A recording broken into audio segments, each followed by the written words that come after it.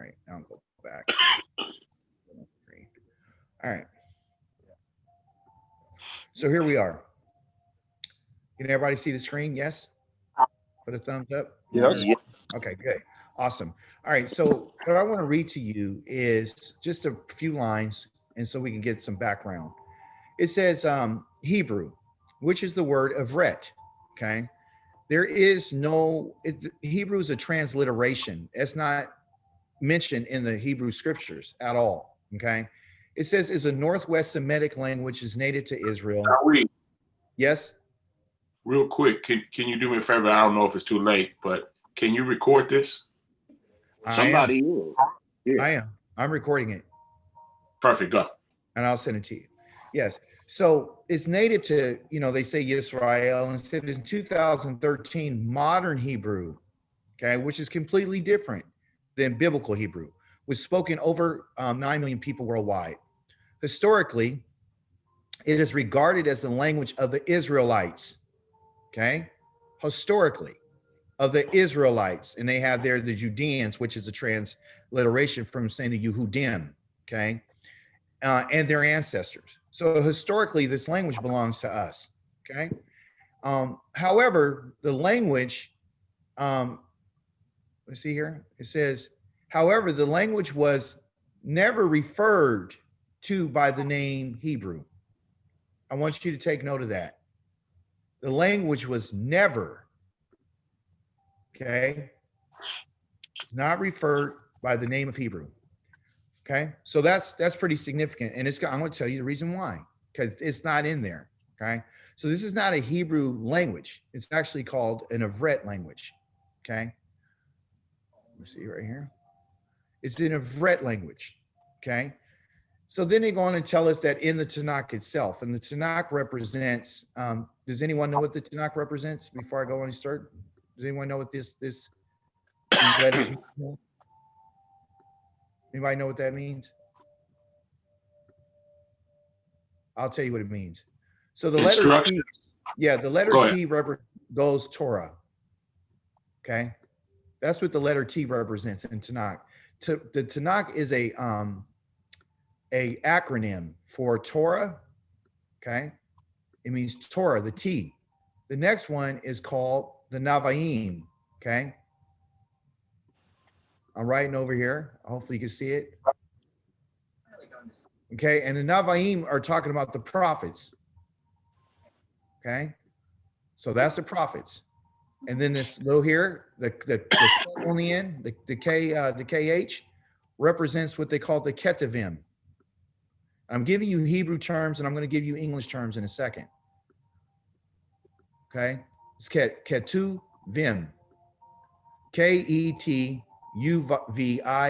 That's a transliteration. Okay, I'm taking English letters and writing it out so you can understand it.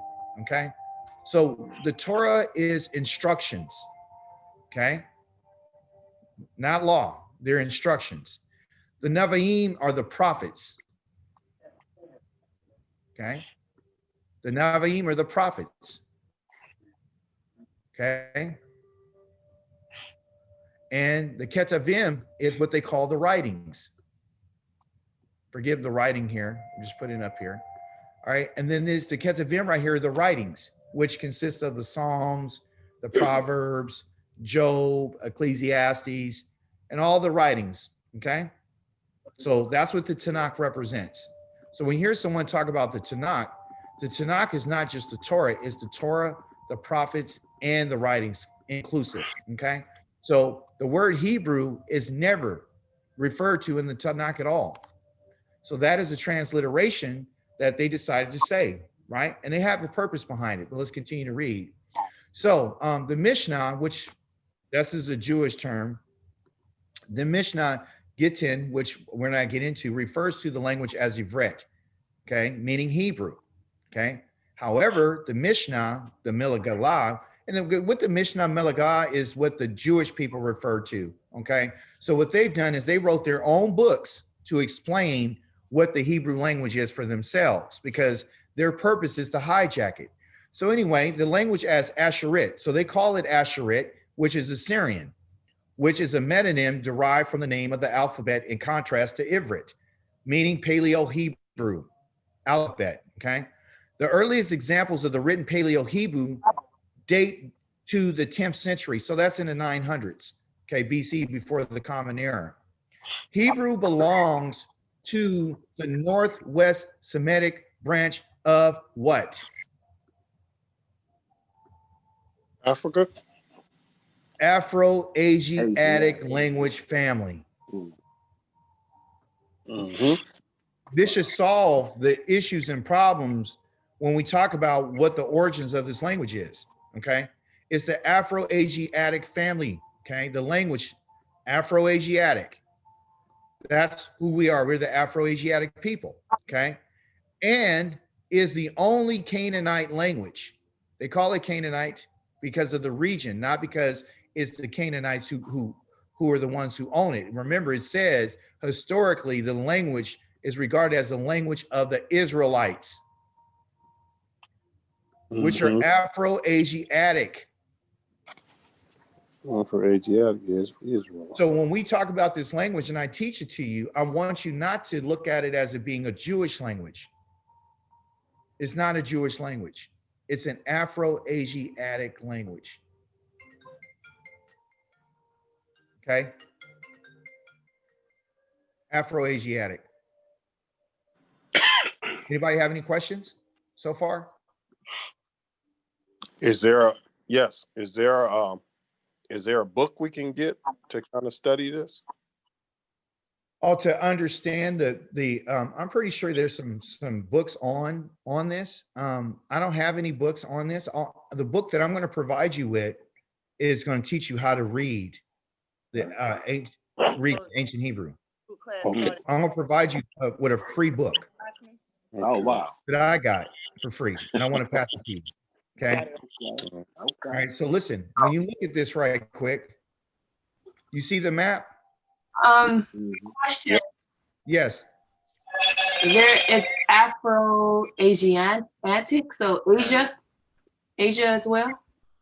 African. Yes, it's a part of Asia, right? So you know how our people sometimes you look like we have Asian in us because we got the slanted eyes and all that kind of stuff. Yeah. So it's what they call it is an Afro-asian, meaning that it's part of Asia, the lower part of Asia, and the upper part of Africa, where those two meet. Yeah, I actually did the DNA testing, and to my surprise, it wasn't a high, but I had 1% of the Philippines in my DNA. Yeah. But that's the whole other thing. But that's it. We're Afro-Asiatic. We're Semitic people. Okay. So I wanted to bring that out to you guys to let you know that there's a lot of concern when we talk about the language itself. And so we're like, well, what is it? You know, is this the Jewish language or is this our language? Right. So the bottom line, it's our language. All right. So without any further delay, I want to go ahead and get started. Okay. We have some time here. I just want to do a brief introduction, make you feel a little bit more comfortable. And then it's okay to be African and Afro-Asiatic. It's okay to know that this language has to do with our people, right? This is your language, okay? And the bottom line is you already know it. You don't know that you know it, but it's already in you, okay? So let's get started. What we have here, okay, is what we call the ancient Hebrew alphabet, okay? And it's called the Lashon HaKodesh, all right? By definition, we have to understand where does this language come from and how does it work within a culture, right? So there's this idea, what they call an ancient Hebrew thought, okay? The definition of a word is going to be directly related to the culture in which the word is being used, okay? One word might have different meanings depending on the culture that is using it. So basically what it's saying is, if you don't understand the culture, you're not going to understand the language. These are not just words that we're saying or speaking. They actually have culture attached to it. So if we don't understand the cultural significance of the language, we want to understand how the language works, okay? In order to place the correct context to a Hebrew word from the ancient Hebrew language, one must first understand the Hebrew thought. Now, that was one of the things that was surprising to me because I thought surely if I just, when I started reading it, I thought, okay, I can understand it and I'll just read it and, I'll get it and I can speak it and then I'll get some definitions. This language doesn't work like that. It does not work like that. Okay.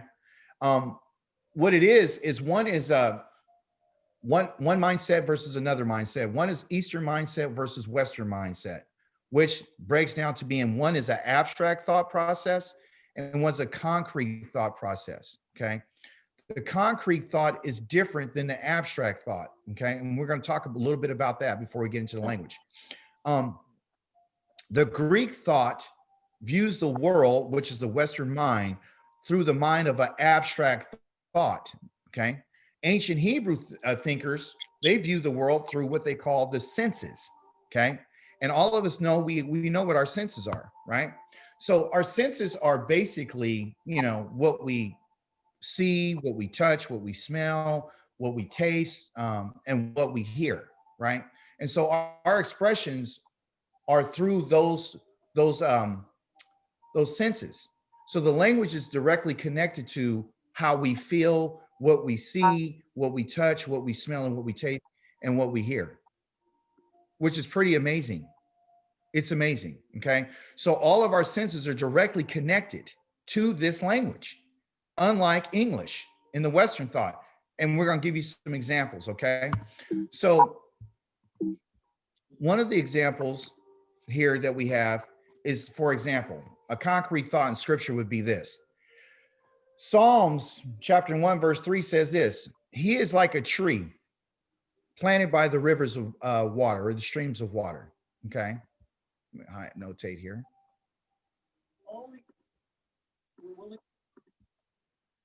He's like a tree planted by the streams of water, which yields its fruit in its season, whose leaf does not wither.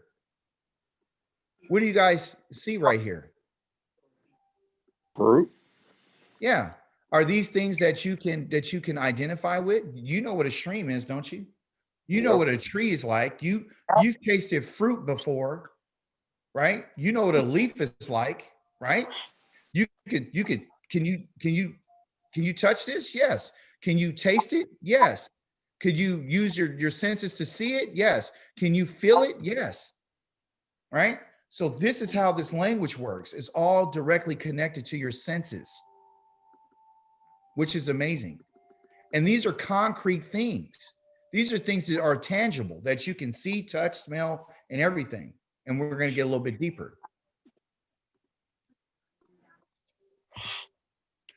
Here's an abstract thought that's in scripture. Okay, so what we're seeing is that there's concrete thought in scripture and there's abstract thought in scripture. Psalm says that Yahweh is compassionate and he's gracious, right? He's compassionate, he's gracious, he's slow to anger, and he's abounding in love. Question for us. Have you ever seen, tasted, touched, heard compassion? What does it look like? What does it taste like? Nothing. Those are abstract thoughts. In the Hebrew culture, everything is concrete. It's meaning there's absoluteness about what we're talking about. And that's the beauty of this language and this culture. And so Yah is showing us that, listen, you as a people, I have directly connected you to the earth. You're an earthy people. Everything that I'm going to tell you, it has to be tangible. You understand? All these other things can be open to interpretation. What is love? What is anger? And we're going to look at it from not an abstract thought, but let's look at it from a concrete perspective. Listen to what it says.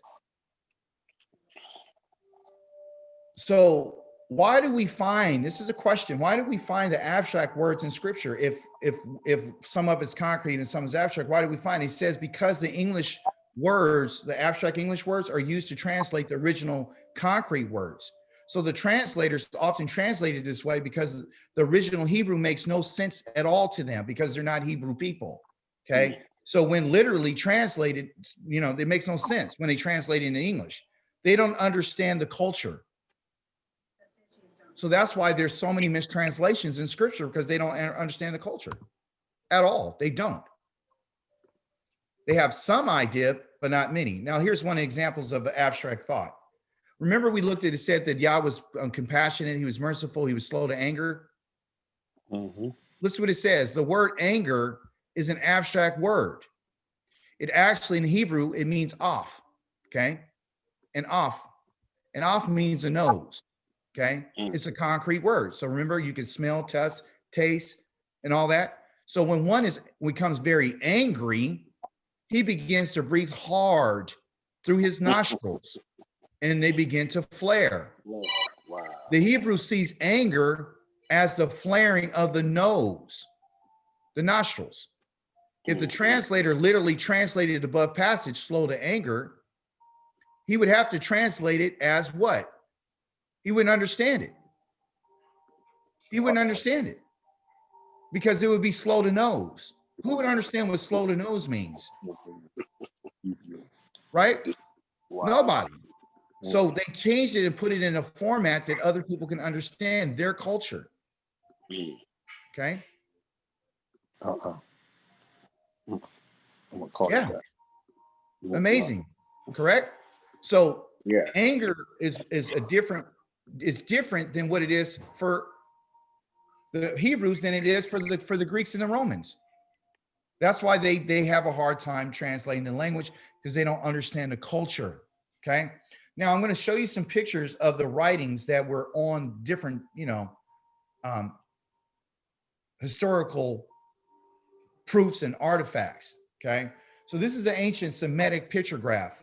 Inscribed on it, you'll see a stone builders dated in 1500 BCE. Okay. You guys see this? What does that look like to you? Water. Thank you. That's water. That's beautiful. Whoever said that. Oh, wow. That's good. Mike. That's awesome. It is water. Okay. It is water. Okay. When I show you something else here, what does this look like to you? What is this? Plus sign. Look like a plus or a cross, right? In Hebrew, this is what they call the tav. This is a sign. Okay. It's a sign, a marker to show you where to go. Okay. What does this look like to you? Ooh. Like a crown. This one here is a mouth or an eye. Oh, wow. Okay. You see the lips or an eye. Oh, okay. It's an opening. Okay. Yeah. What does this look like to you right here? A staff or a hook? Yes. Oh. Good job. That's a staff, which in Hebrew, that would be called a lamed, which is a shepherd's staff. Excellent. This one kind of looks like it too right here, right? And this is like a container, like where you put something in it, right? And so there's a word that goes with this. So these are the inscriptions that they found on these stones in 1500 BCE. Okay. Wonderful. And guess what? I love class participation because that's how we learn. All right. The next thing, let's show you the next stone. This is what they found, what they call the Ammonite inscription on a potsherd. A potsherd is a piece of a clay jar. Okay.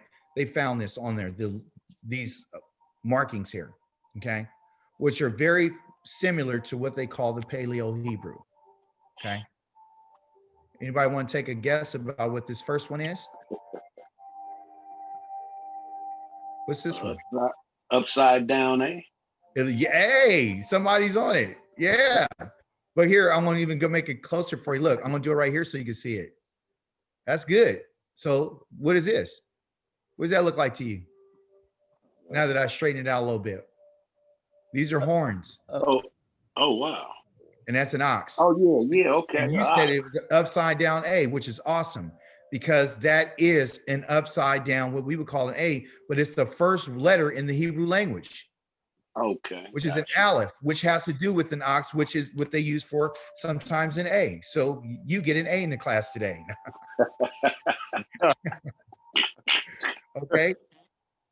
This one here, you know, in the paleo, that's what they would call a bet. Okay. This one here, I believe this is a mem because it has a little water. And then again, the lamed, the shepherd's staff. Okay. So as you see over time, within a 600 to 700 year period, it changed from one look to the next. Okay. Look what happens when you go another 800 years, 820 years, or 880 years. And that's the same writing? Changed. Aramaic inscription. Oh, wow. Right. So it keeps changing. You know how your computer system changes every 10 years? You get something different. It's a little smaller. And okay, so cultures are changing letters, okay, and changing the way that things work. But guess one thing that's never going to change? What they mean. Okay, the root of it would never changes. Okay? And then finally we come to what they call a modern script. Modern. Okay. So then here's, you know, Bereshith, Bara, Elohim. All right. So, you know, the aleph that you were talking about, the ox head right here would be this. You know, the lamed right here would be, you know, the shepherd staff. You know, and then they have a whole bunch of other letters, right? The head of a man, the house, you know, this whole thing. So as you can see over time, when we talk about a script, okay, the writing styles have changed, not the actual meanings haven't changed. They're still based on it's like the foundation. You buy a piece of property, you tear the house down because you don't like the style of it. You build another house, the foundation hasn't changed. You just build another house. The house might look different, but it's still in the same location. It still has the same foundation. So the Hebrew language has a foundation, okay, that can't be broken, because if you break the foundation, then you completely break the language and then you break all understanding. So it had happened. So when someone says, well, do you know the paleo? I say, yes, I know what the letters are. Well, do you know what this means? I have to look at it and look at the root, which we're going to go over. I'm going to teach you guys so much about everything. It's going to be amazing. The Hebrew family and language has what they call a root system, okay, like trees, plants, okay, and basically what they call it is a shorashim, okay. That's all just a Hebrew word. Don't worry about remembering it, not a problem. What I want you to focus on is understanding that it's a root system, like a tree, okay, just like a tree. It has roots that go into the ground, right? Then they go beneath the surface, right? And so the roots go all the way down, correct? And then you have the tree, the stem that comes up, and then you got the tree. Okay? So what Hebrew is going beneath the surface. It's a root system. And roots tell you exactly what something means. You don't know what something is until you go below the surface. Then you'll understand what it means. And in this system, there's a family. There's what you call a parent root and a child root. Okay. So there's a parent root and there's a child root system. Okay. You cannot have a child without parents. Everybody knows that. All right. So it's a family. Okay. So the family system breaks down this way. The parent is always going to be two letters or two pictographs together, two letters or two pictures put together, okay? And don't worry about it. I'm going to show you what it looks like, okay? But I just want you to understand that there's a parent system. This is what you call a family of, remember we said it was an Afro-Asiatic language family? It's a family. This is what this language is. It's a literal family. So when you talk about, well, who's the family? Well, who's the father? Well, who's the mother? Well, the father and the mother tell you what the child is like. You understand? Because the child consists of the mother and the father. So if you look at this language as a family of letters and a family of roots, then you'll know, well, where's this family come from? Oh, they're from this side. Oh, well, what are they like? Oh, they're like this. You know how different family members and different people have certain characteristics and stuff? Well, that's what we're talking about. So the idea is when you put two pictographs, which I'm going to show you what that looks like, or two letters together, you create what they call a parent. Sheresh, a root word is formed. And I'm going to show you what that looks like. Don't worry about it. Okay. Just remember, it's a family. It's about a parent. It's about children, which makes this language really awesome.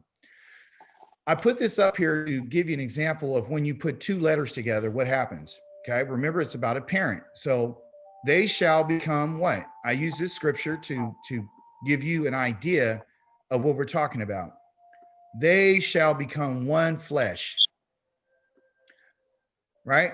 So who become one flesh? Adam and Kuah, the two, male and female, they'll become one flesh, right? So the idea is putting this person or this letter with this letter to create this, okay? So you need two in order to have one. You understand that? They, the two of them, shall become one, okay? Same thing in the Hebrew language. You got to put two letters together in order to become something, okay? So in here, what we did was we put an aleph, and I'll write it in Hebrew, which I'm going to teach you guys how to write in Hebrew. I'm going to teach it to you, okay? So that's an aleph, and what you will call, and this is called a bet, the first two letters of the Hebrew language, okay? When you put those two letters together, okay, an aleph, the first letter, and then a bet. Someone's trying to get in. I'll get right here. Let them in and come back. When you put those two letters together, okay? When you put those two letters together, you got what we call an av. Everybody say it, av. And guess what a av is? It's a father. Okay. This is the first word. This is the first word that every Hebrew child learns when they first are born. They don't say mother first, Not mama. mommy. They say Okay. They're taught to say av first. Oh, wow. And av is the first letter to a first language word to be learned in the Hebrew language.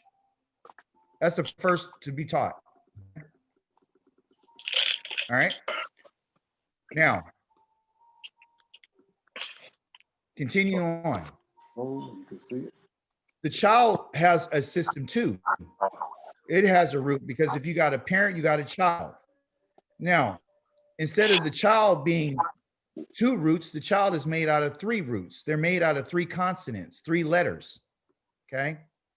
But out of the parents, the parent has an opportunity to have 13 children. Every root has a possibility of having 13 kids. That's it, maximum. Okay. How many sons did Yaakov have? 12.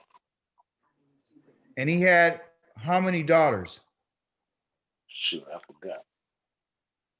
That were named? One. Oh, one. Those are your 13 possibilities. Oh, wow. Okay. All right.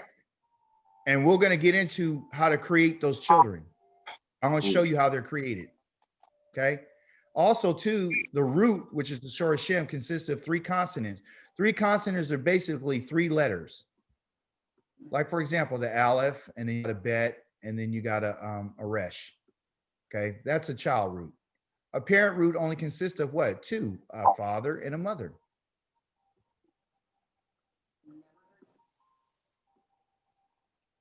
Okay. Like I said. You follow me? Everybody with me? Yep. All right. So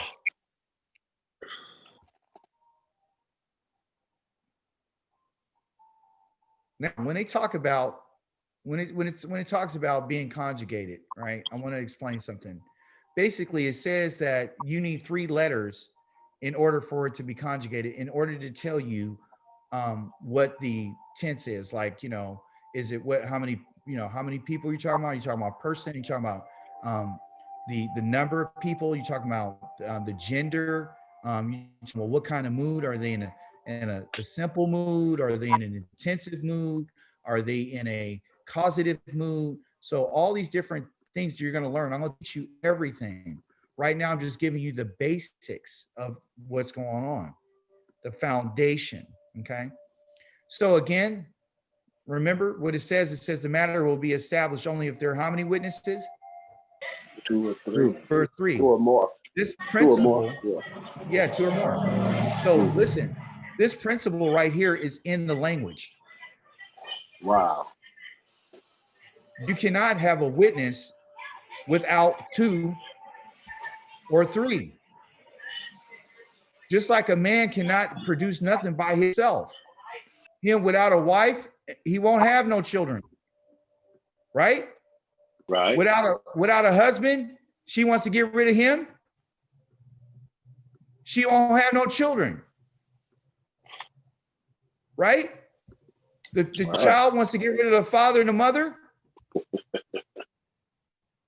He or she doesn't exist.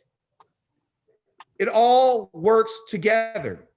The father needs the mother needs the husband, and the child needs both for their parents. Okay? So in this little example I got here, I got a father and a mother. The father represents the aleph and the bet is the mother. And when you put 2 together, they create the 1. The 2 shall be 1. And they would create, that's what the principle is to create 1. The 2 shall become 1. The 1 is creating a child. And the child is one of the 2. So the creator knew what he's saying. He knew what he's talking about. By the way, the word for child is yaled. Okay? And he can only be created by a father and a mother. Period. Now, let's continue. A father is what I told you earlier. A av, aleph, and a bet. And here, this little yod, we'll get into that later, but I just wrote this word up here, which is the aleph, the bet, and a yod. And when you put those 3 together, it means my father. So if we know that father is this,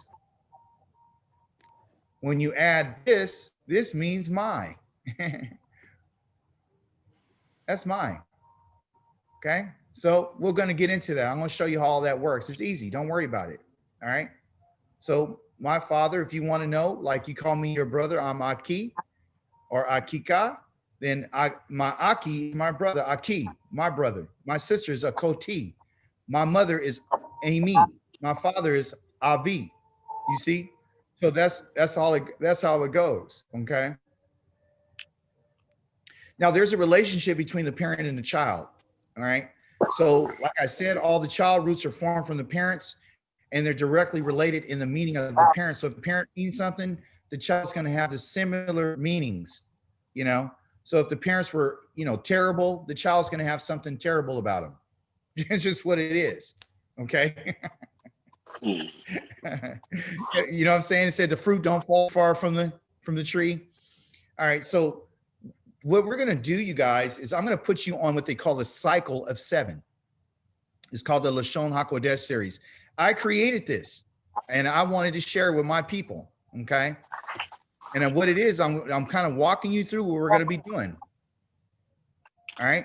So the first thing we're going to do is understand there's cycles. All right. So we're going to go through cycles together. The first cycle that we're going through, which is in Hebrew is called Rishon, we're going over the ancient aleph bet roots, which are the root system. I have to teach you the roots. If I don't teach you the roots, then we can't go here. We can't go to the essential roots. Then we can't go to the grammar. It's a foundation. If I skip any of these parts, if I'd like to jump here and go to here, you're not going to get it. I did you a complete disservice. I did. And you'll never fully understand what's going on. So our goal is to stay in here. We have 7 cycles to go through. You go through these 7 cycles with me, trust me, you'll have a better understanding of the Hebrew language and the culture and what it means. Okay, I'm going to also teach you 303 essential roots. Now, why 303? Because if you learn these 303 roots, and you're going to learn them, it's easy. If you don't learn these things, well, let me explain to you the reason why. If you learn these 303 roots, you'll be able to understand the Old Testament, because literally out of the 303, these are all located in the Old Testament, in the Hebrew scriptures. They're all located there. So when you start reading and you understand what the roots are, you'll completely understand what it's talking about. All the other things are just things that are added. Now there's more than 303, but these are the essentials. If you get these 303 down, you're going to be straight. You're going to understand what's going on. You'll be able to read it. Not a problem. Okay. I know probably like about 500 of them, but if you know these 303, you're good and you're going to learn it. And I tell you, you can learn 303 in less than I would say a month and a half. You'll learn 303 in about a month and a half. I'm not joking. Okay. Shalishi is the third thing we're going to do. We're going to talk about the grammar, the basics of it. There's basics that you have to understand about the grammar. Then we're going to talk about the fourth thing, Raviti. We're going to go over the grammatical rules. There's rules to grammar. So you're going to feel like you're back in school again. And then you're going to feel like I felt like, man, I forgot all this or I wasn't paying attention. Now I had to learn it. Fifth, which is Kamishi, I'm going to teach you the grammatical verbs in their past tense. I'm going to show you how it works in past tense, because verbs in the past tense work different than the verbs that are in the present tense, which we will go to Shalishi, which is 6. And finally, Shavi, number 7, we're going to talk about future tense verbs and how verbs work, okay? That's what this series consists of, and it's easy and it's not hard at all, okay? What are you going to obtain here? It's a cycle. Every person that's with the Most High, and I want to be clear about this, okay? Anyone who desires to walk with the Holy One of Israel, our Elohim, okay? You're going to obtain wisdom, knowledge, and understanding. You have to. There's no question. Pastor Derek had said, he said, guess what? We're getting the knowledge and we're getting understanding. We're getting the education, because that's the problem with our people. We do not read and we do not understand, okay? So wisdom is the power to ask questions. That's what wisdom means in Hebrew. Okay, I'll just tell it to you. It's the power to ask a question. It's called kokma, okay? Which we'll get into later. It means ask some questions. In class, I want you to ask questions, because if you're asking questions, you're using wisdom. The person who doesn't ask questions is the person who lacks wisdom. Wisdom means asking questions, okay? So wisdom is asking questions, okay? Knowledge. What do we use for knowledge? What did you use to ask the question? Use your mouth, okay? You use your mouth because you heard something and your ears. Your mouth and your ears. You heard it, you asked a question. So use your mouth and use your ears. Use the senses that Yah gave to you. After you finish doing that and you ask those questions, you're going to use your eyes. For what? Knowledge, because in Hebrew, the eyes mean visual observation. You're going to use your eyes to obtain knowledge. It takes visual observation. Just on a side note, knowledge in Hebrew is called, if you got your paper, I want you to write this down. Knowledge in Hebrew is called da'ath. D-A-A-T-H.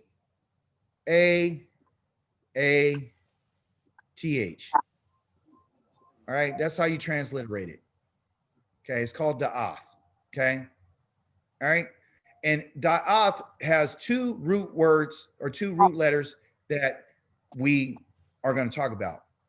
And one of them is called an ayin, and one is called a dalet. Okay, I'm going to teach you what these letters mean, but right off the top, I'm going to let you know the ayin has to do with your eye. Okay, the ones you see with, that's your eye. The dalet, the letter D, it means a door. Okay, so when I talk about knowledge, I'm talking about the what? The door of your eyes, your eyelids. Okay, so when you open your eyes like you would a door, you would see something. And so you have to open up your eyes. You know how the Creator says you guys are blind, you can't see, it's because you won't open up your eyes to obtain the knowledge. You have to have visual observation. Knowledge is not an abstract thought in Hebrew. Da'ath means to actually literally see something in front of you. So when you ask questions and you see something with your eyes, then you would begin to build. And that's what understanding is. Understanding has a root word that has to do with the house and what they call it continuance, called a sun, a bane. And a So bane means to build. would Okay? would a knowledge be a concrete thought? Yes, absolutely. Because of the word.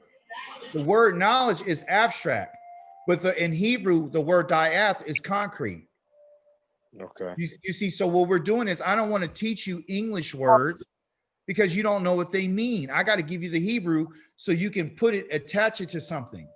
So knowledge is the doors of the eye, right? Your eyelids, you open those things up to look and you see what I'm putting up. Then you say, oh, I got visual observation. Oh, I see that. Right. Okay. Okay. Now in Hebrew, the word for understanding, and I'll just put it, I'm not going to overwhelm you with different words you've never seen. It's just the idea of building, like building a family, building a house. It has to do with building. It's building things. So you ask questions to get information. With the information you get, because that's what knowledge really is from our perspective, is information. You take the information and then you build upon the information. Use the information that I give to you to build. So what are you going to build? You're going to build a vocabulary. You're going to build an understanding. You're going to build probably literally a knowledge base, a house in your head. You're going to build a family of letters. You're going to build. So this is the idea behind learning the Hebrew language. Is to obtain wisdom, to ask questions, and to have knowledge from visual observation, from the things that you see, touch, smell, and hear. And then you go to what you can build with that. Okay. And you can build, you don't have to build what I build. You build what you want to build. Okay. So it's going to be reading, grammar, roots, reading, and grammar. Okay. We're going to start right here in the root system. This is where we're starting. We're starting right here. And then we're going to go here. And then we're going to go here. Okay. And we're just going to go around in circles. We'll keep going and going and going and going. You're not going to get this like, you know, A, B, C, D, E. It's not going to work like that because those letters don't mean anything. And we're going to find that out. All right. So let's begin. That's the presentation on it. I know it was long, but listen, trust me. You're going to appreciate what we just went through. All right. The first letter that we're going to talk about, or the first family, the first root that you're going to understand is called an all. Okay. It's two letters put together. It's an aleph and it's a lamed. That's how you say it. Okay. All. Say it all together. All. That's the parent. Remember, the parent has two root system. So we're talking about the root of this letter. Okay. So the original picture graph for this letter is a picture of an ox head. Remember? Representing strength, power, and from the work performed by an animal. Strength and power. This picture graph is also represents a chief, a ruler, or leader. And when you put two oxen are yoked together for pulling a wagon or a plow, okay? One is older than the other and more experienced. Who leads the other? Within the clan and tribe or family, there's a chief or a father who is seen as the elder or the leader who is yoked to the others as the leader and teacher. What am I saying? Is the creator our father? Yes. So what he's doing is he's yoking himself. Okay. And by the way, the letter L, lamed, means yoke. And guess what this letter L means? Yoke means to what? What do you use a yoke for? To attach it between two oxen. So I got one ox here, and then I got another ox here. Right? So I got 2 oxen to do some work. And the 2 oxen have one is more experienced than the other. But then I put a yoke on him, and yoking means yoke together. I put a yoke on his neck and on that neck together. So they're combined. So I hold them together. So when they go and to do their work, they're going to do it together. The more experienced ox, and I'll put that right here, is going to teach the younger, inexperienced ox how to walk and what direction to go. So in this understanding, Yah has yoked himself to us, the younger ox, to say, let me show you how to walk. Let me show you how to tread. Let me show you what direction to go. Just like a father is supposed to be in the house, the leader and the teacher. The yoke here, or the staff, a staff is used for correction, but a staff is also used for leadership and used to yoke and used to teach. Yah is the teacher, and he's teaching us, and he has to apply this staff to us and this yoke to us for us to learn. So as you can see, the letter Aleph means more than just a letter. It literally has significance, okay? So the idea is the Most High is saying, I want you to be under leadership to teach you. I not only lead you, but I got to teach you. But we have to be yoked together. And that's what he's going to do. And that's what he's doing now. Again, I want you to remember what an Aleph is. And we work better when we have pictures, okay? So again, you got, and you see that? You see the face right here? Yeah. Right there. Sometimes the computer works, sometimes it doesn't. I'm trying to annotate. Here we go. I'm going to show it to you. Look at this. See that? That's where they got the symbol from. Okay? Teach. Chief, in charge. Leader, guide, mentor. Okay? The first letter in what we would call Elohim.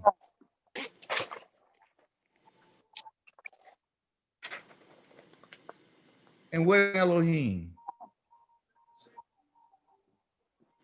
Elohim is who they call God. Okay? So that's the first letter in his name, and he's also known as El, the powerful one. That means power and strength. Okay? Which again is the what? Transliteration A and El and all, which is this strength, this power, this ox, this bull. Okay? Look how powerful it is. It's not like a regular ox. You know what I'm saying? Look at the strength. Look at the body. Look at how big and strong it is. Do you know this is the strongest domestic animal on the face of the earth? And that's why they use it to be able to do all the work that it's doing. If it wasn't for this animal, you know, we would have not had, you know, the vegetation and the different work in the fields. It's because of this animal. So when Yah designed this animal, he wanted us to understand its strength and its power. He wants to teach us through this animal about what he's asking of us. Okay. Next, that's how the letters look. Now I got 2 different forms here. I got what they call a block form, and this is just 2 different scripts. They don't mean anything different. So one is running more of a block, you know, this one. And then the other one's more cursive. I tried to do the cursive one, and then it was so difficult sometimes that I was like, you know what? I'm just going to stick to the block. All right. So what I want you to do right quick is I'm going to show you how to write it out. Okay. So the first thing, number one, what we want to do is we want to make a line, a diagonal line. Okay.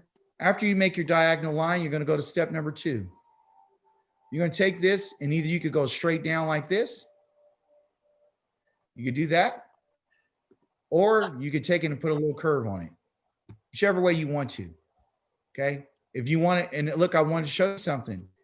Do you see that these are really like ox horns again? You see these horns? You see these horns? They just switch the horns around. You see? That's a horn. And then come over here and do another horn.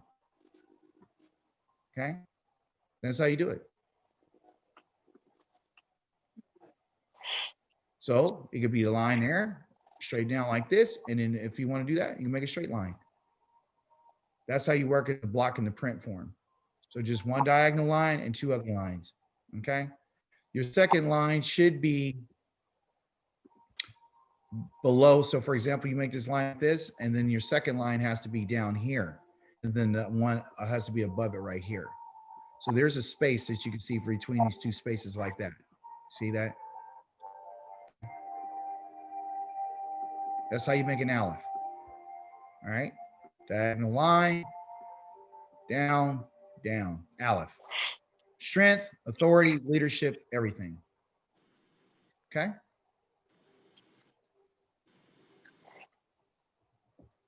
You have any questions so far?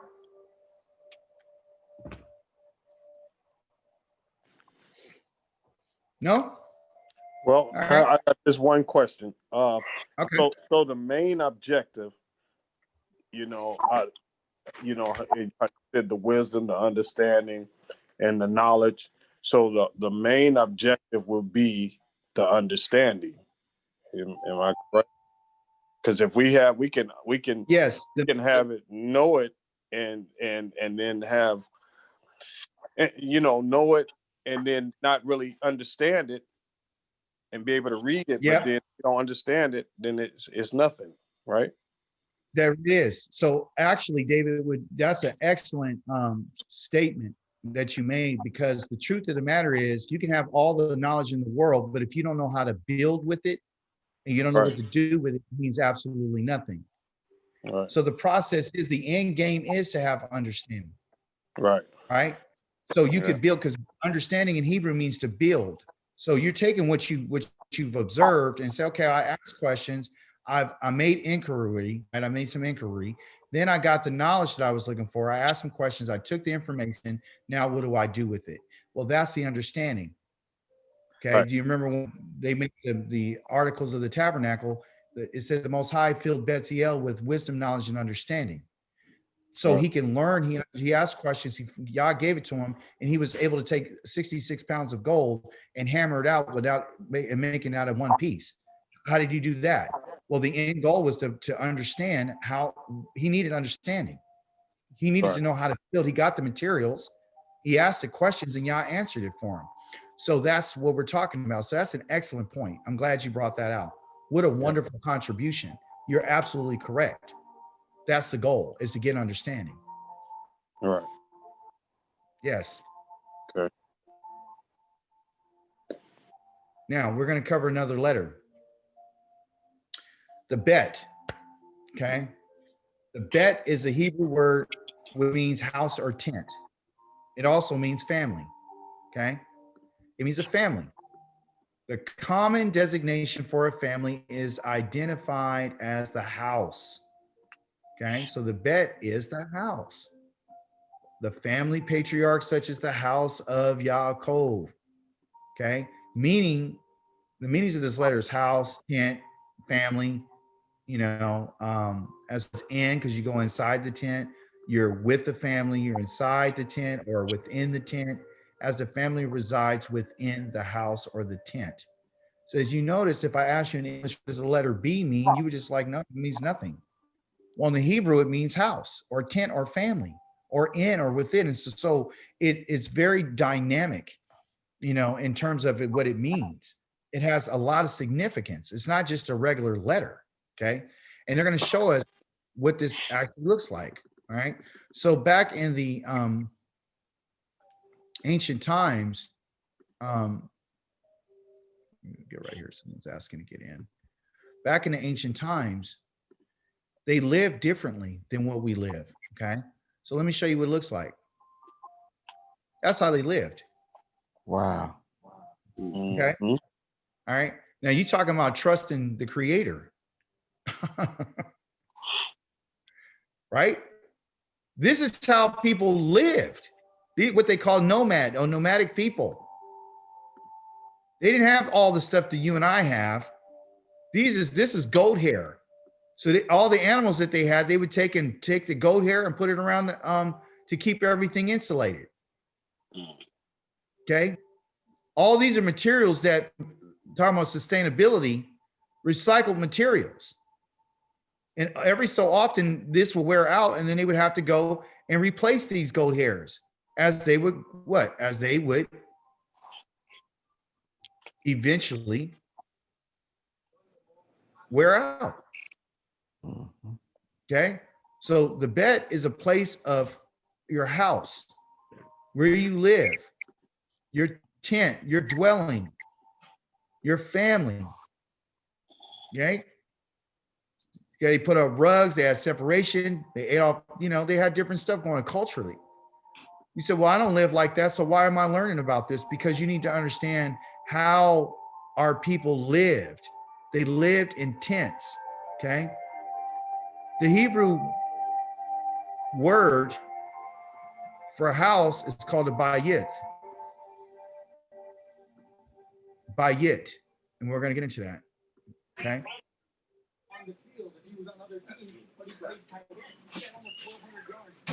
Like this.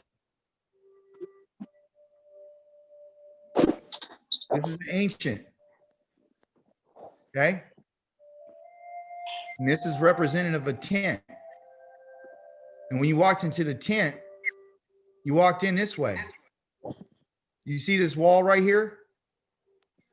That wall was there to separate where the men had stayed and resided, while the women and children stayed on this side.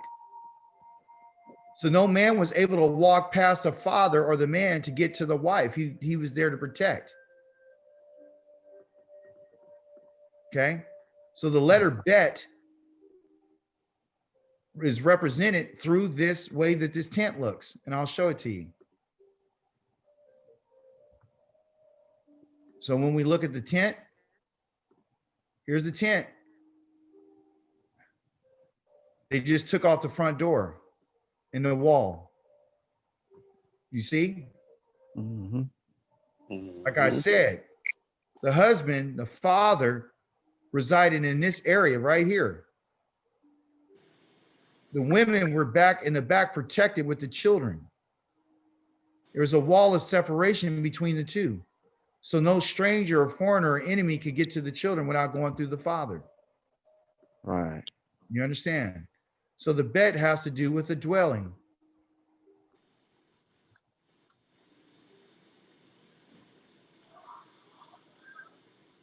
Okay.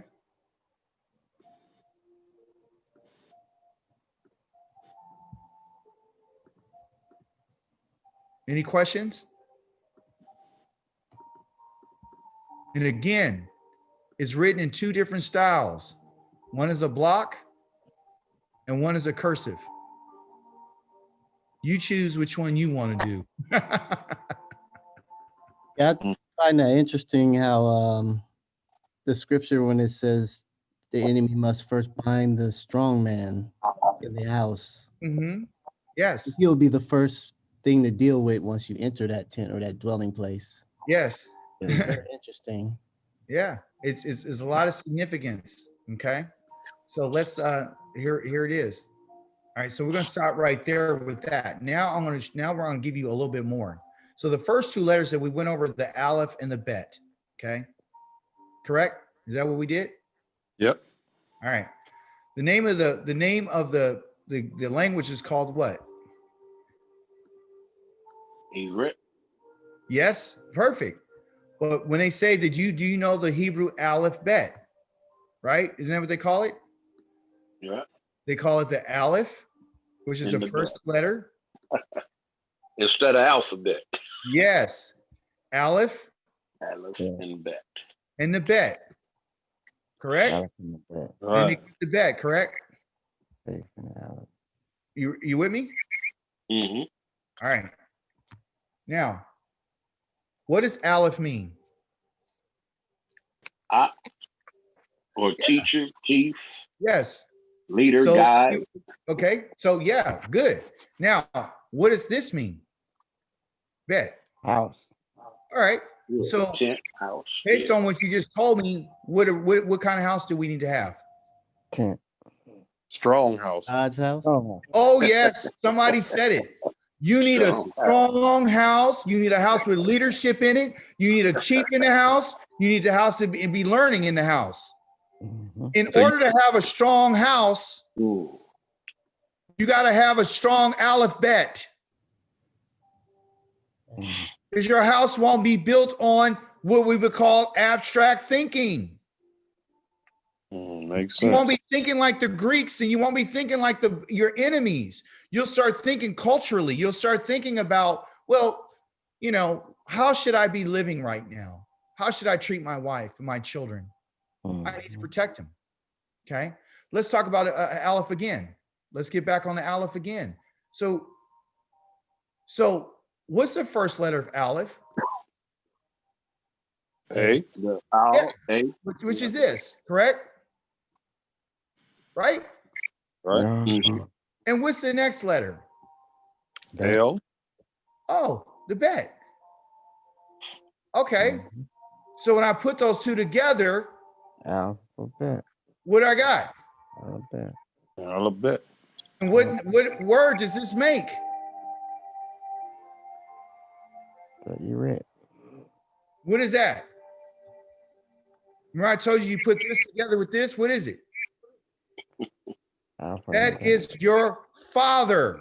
Oh Yeah. yeah. Ah. That's This is the father. Wow. He is in charge of the house. of Yasharal. You hear what I just told you? The father is in the alphabet. Mm. He's the ruler of the house. He is the chief. He is the leader. He is trying to teach you and I the alphabet. Because if we understand the alphabet, we'll know how to live. Mm-hmm. Okay? Now, we're going to get into the reading. So I wanted to show you that. A strong house is one with the alphabet. And that's what you're doing. You're strengthening your house. And guess what house you're talking about? How many houses do we have? One earthly house. You have your house, which is your body, and you have the house you live in. Right. But if you can't get your first house together, then your second house that you live in with the walls and stuff is going to fall apart. So take care of your house. Your dwelling, your place, okay? I want to share this picture with you right quick. What do you see? Bet. Oh, 1 minute. Here, let me stop and I'll reshare again. What do you see? Looks like Here, the Yeah. Red Sea. The the Red Sea. red walking through the water. Yeah, you see some water, right? You see walls of water, right? Right. Mhm. Okay, I got a question. If you were right here, how would you feel? Not me. Nervous. You'd be on the derrick. You and your family. Derrick. You would feel great. fear, wouldn't you? Yeah. You guys Ooh-wee. know how much Fearful, yeah. 1 gallon of water weighs? Nope. It weighs 8 pounds. 8 pounds. 8 pounds for Okay. 1 gallon. Mm. Okay. Oh, All right. So could Okay. you imagine all this water on this side and all this water on this side with all the water behind it hitting you when it comes down on you like this? You would feel what? Fear, correct? right. So what I'm saying to you is I bring this picture because I do this with all my class that I teach. I teach a lot of different classes. Is I want you to understand something. It's okay to have fear.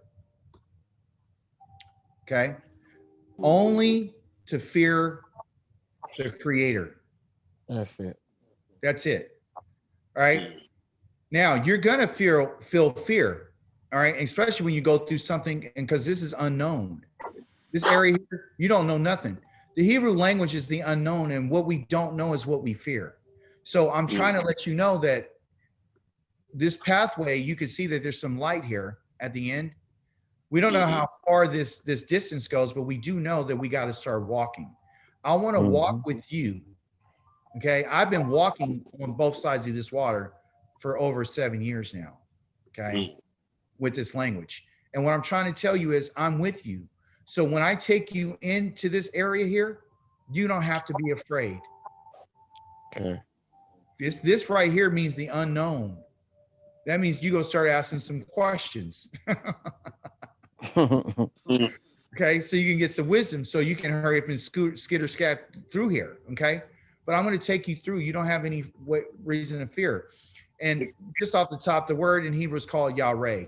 Okay, if you want to write that out for your notes, I have it for you. It's called Yah, Y-A Ray. Yahweh.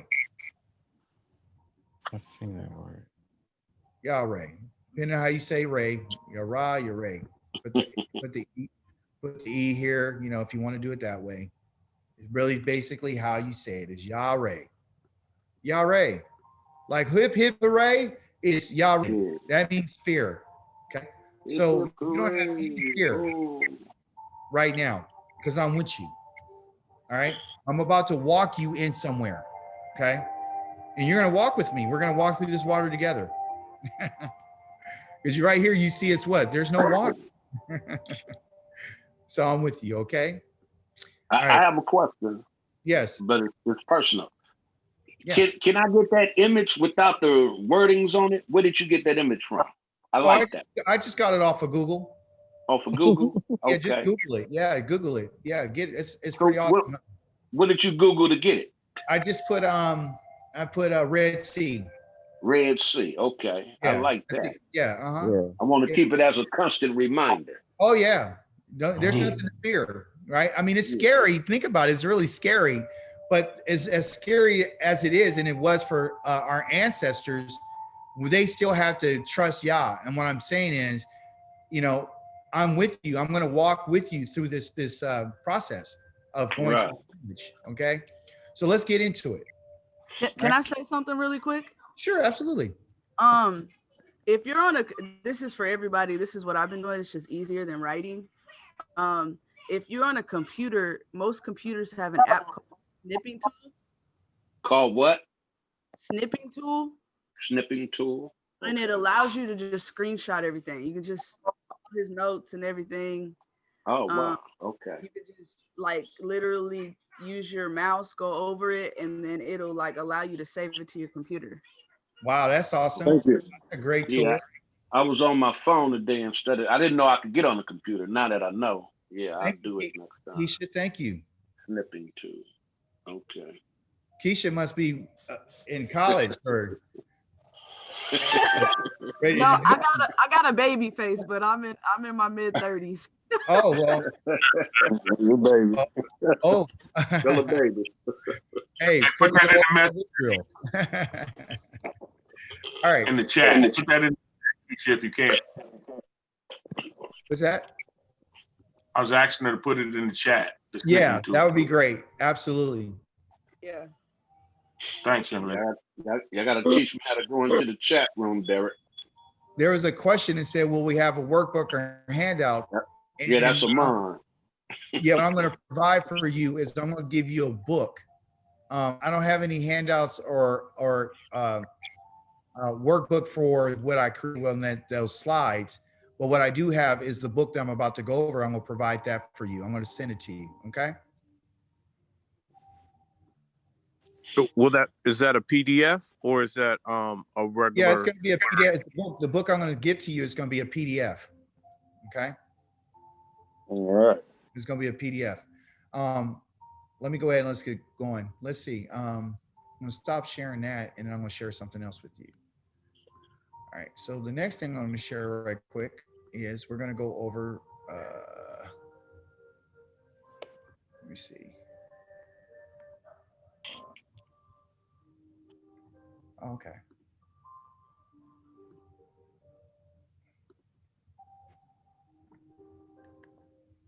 Ah, there you go. I found it. Let's see. Get in. My bad. All right, can you guys see my screen? Yep. All right, well, this is the book that I'm going to be giving to you, okay? Where? It's by Jeff Brenner. Some of you may already have it.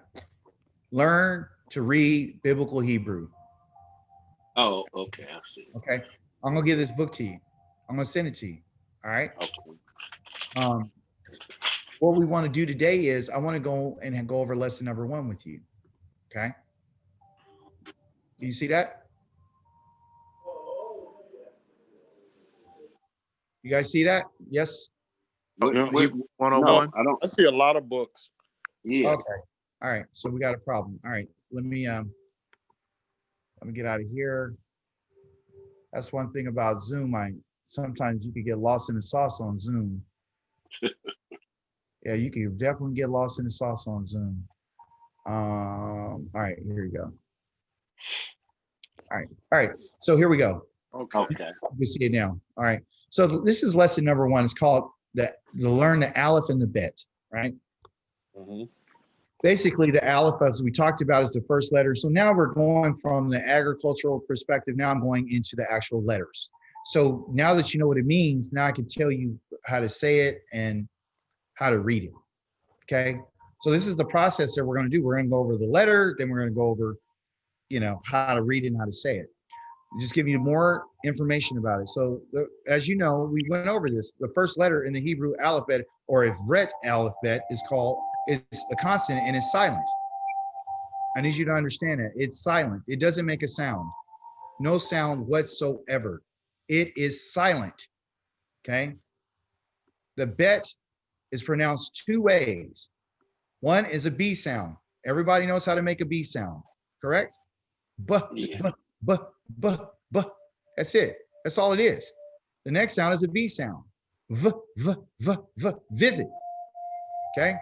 When a dagesh, which don't worry about remembering this, it's just this dot. When you see this little dot right here that's inside the bet, you're going to make the B sound. Okay?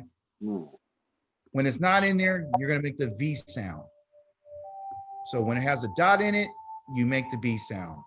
When it doesn't have a dot, it makes a V sound. The B, you can remember, if the baby's inside the house, then you make the baby sound. Buh. When the baby's gone, you make the V sound. V. That's it. So now I'm going to teach you how to make the sounds, which you already know how, okay? Now they're going to tell you, well, those are the 2 sounds, right? On that. In Hebrew, what they have is vowels. You cannot make a sound without a vowel. You need vowels to make sounds. For example, I write this word up here, and there's nothing here. And I write another letter here. D blank D. What vowel would you put in there? A. A. A. I. All right, or I or A to make a word. Without that, you don't have a word, do you? Right. You can't make it. So you need what? You need vowels. Without vowels, you can't make anything. You understand? Yeah. Say it. Without vowels, Without vowels, you cannot make can't make any sound. sounds. you There's cannot no make any words. sound. Okay? So the 2 vowels that we're going to go over right quick is called, don't worry about what the name is. Forget about this is what makes things difficult. You get overcharged with information. We'll learn that later. Okay? All I want you to know is that this little T that's underneath this aleph gets the ah sound. Ah, like in father. Say it. Ah. Ah. That's it. That's it. Ah. Okay? Because if you didn't have the ah in there, you wouldn't know how to say father. Okay? Okay. The next one is what they call a patak. Don't worry about that. That's too much information. We'll come to that later. We're only concerned about the sounds. That sound makes the same sound. Ah. Say it. Ah. Ah. Ah. Now you might ask yourself, ACHI'KA, what's the difference between if they're both the same? Why are they named two different names? Right? Mhm. Why is one? They're both one is different. What's the difference, ACHI'KA? Well, the difference is this is a long and that's a short This is a long like This one is like you go to the dentist and they tell you to open your mouth and say and this one is okay. So one is long, one is short, and you can remember one being long by having an extension. You see the T, and this one doesn't have that extension. So the one without the extension is the short one. The one with the extension is the long one. It's a quick and easy way to remember it. So how do you say the vowels? And And That's it. Okay. Now I'm not gonna sit there with a meter and test how long your is. Okay. Right? Right. All right. Now you're gonna get the book, so you're gonna read this on your own. Forget about it. We'll tell you what that means later. Too much information. Okay. Now, good practice. Now I want to see who has courage. Now that I told you how to make the sounds, I want to see if you have any courage. Who has enough courage to read line number 1 for me? shit, I don't remember what it is. I could try the should I say that sound. out loud? All right. We got somebody willing to try Okay, it now. let me see. Wait. My bad. Okay, the first one is the long. No. The long. Well, that's the short one. Remember, it doesn't have the line on it. You So gotta it's follow short. where he pointing. Oh, so the T is the short one.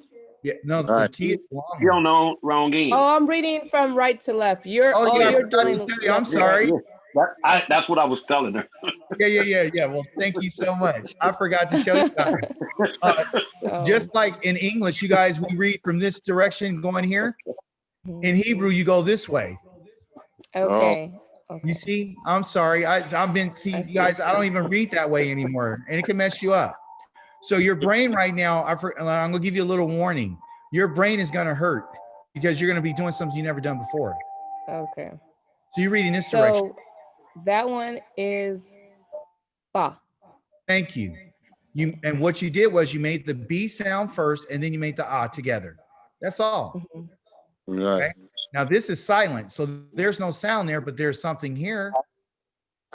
So what's the sound?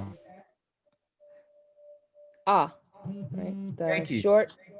Yeah, okay. Yep. And what's this one? Va. Thank you.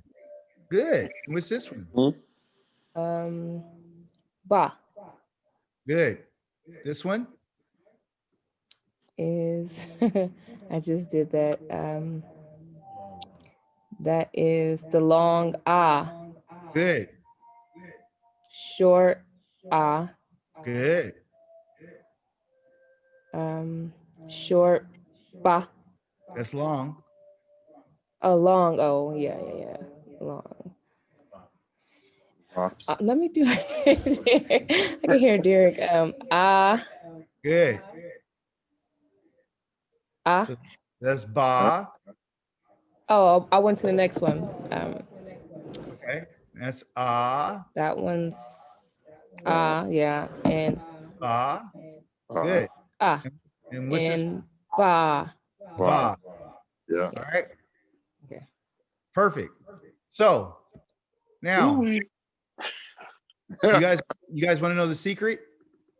What? Yeah. Okay, I'm gonna get ready. I'm gonna show you the secret. Let me show you the secret that I learned to help you understand. Okay. Why did I scratch all that out? We're gonna start over. Well, yeah, but also too, I want you to understand something. Do you remember what I told you? You will never know or be able to make a sound over a word without the vowels. The Right. vowels are the most important part of any word, even in singing. Okay, I'm not a singer, but I'm going to sing it for you.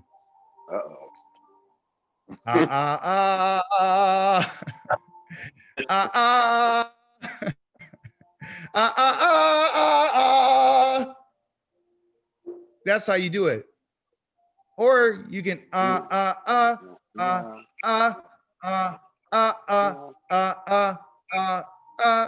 see what I'm saying? So if you get your vowels down first, then you'll be able to because you already know how to make a B sound. You already know how to make a V sound. That's already in your subconscious mind. All you did was just switch out the letters. This is really just a B. And your brain hasn't accepted it yet. This is really just a V. As soon as you accept that, you're fine. So that's not the problem. The problem is you don't know what this stuff means. Right. That's what's confusing you. So what you got to do is you got to get comfortable with this. So all I want you to do, Evelyn, is go back and I want you just to say, forget about the word, the letters, the consonants. Just tell me the vowels. I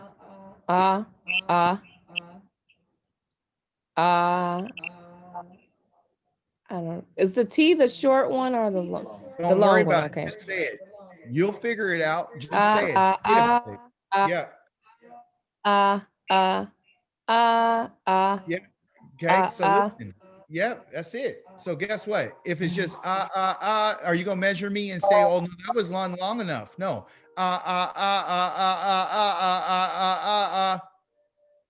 Do that. Right. You understand? Get your mind used to looking at it, and when you look at it,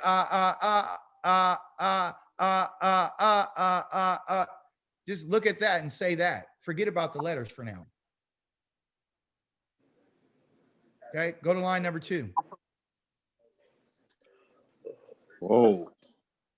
No, just to do the vowels. Forget about the letters. Right.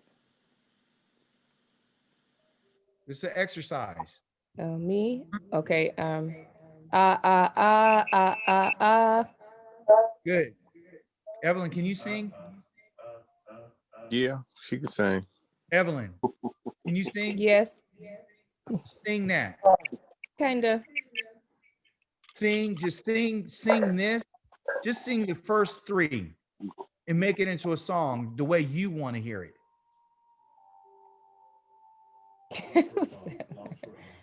Long, short, long. Yeah, just Yeah. yeah. Yeah, he said yeah. Oh, you talking about the rest? You do it, Derek. Derek wants to do it. Go ahead. Come on.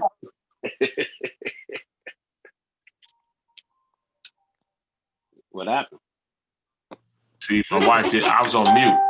See, my wife laughed. You want me to do the bottom and sing?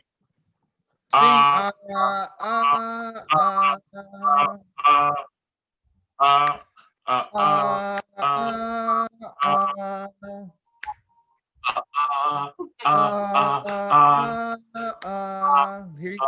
Watch this.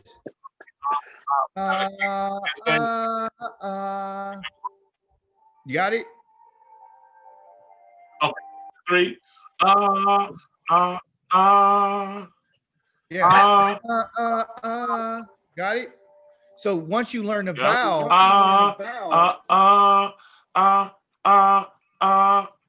okay, then look. Va, ba, ba, ba, ba, va, ba, ba, ba, ba,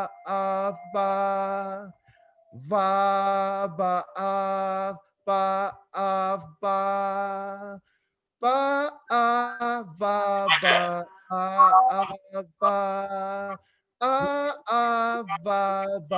va ba ba. You understand me?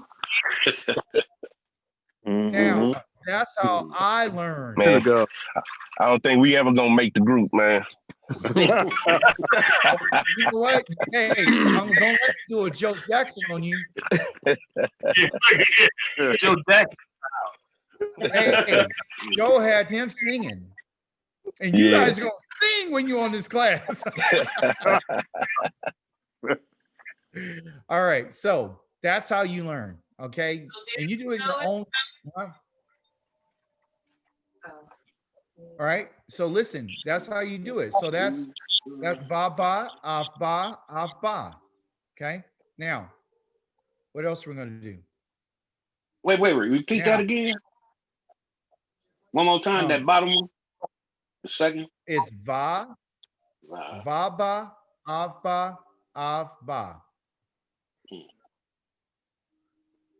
Va, ba, av, ba, av, ba. Yeah. So with the baby missing, it's the V sound. Yes, it's a V. So just change it to a V. Right. Va, that's a B. Va, right.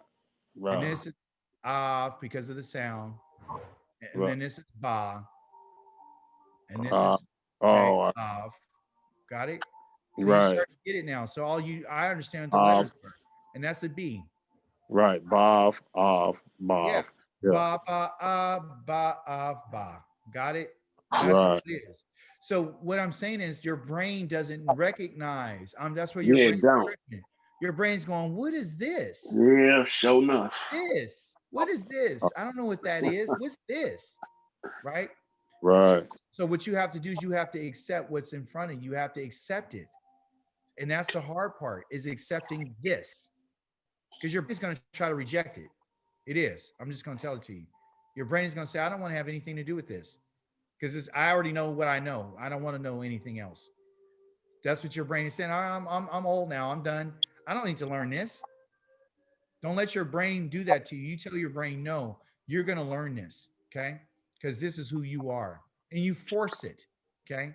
I had to force it. You end up talking to yourself. So here it is. How do you say father?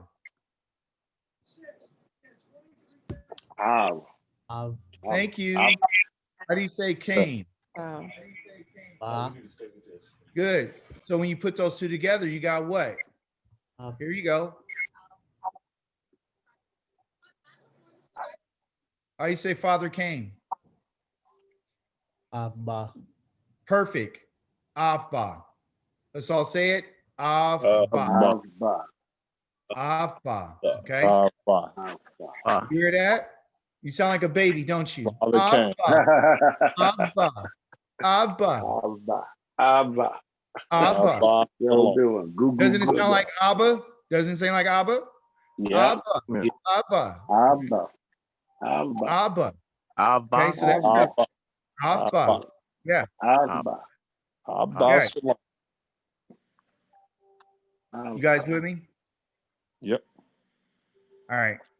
I want to show you something else because I think it's important.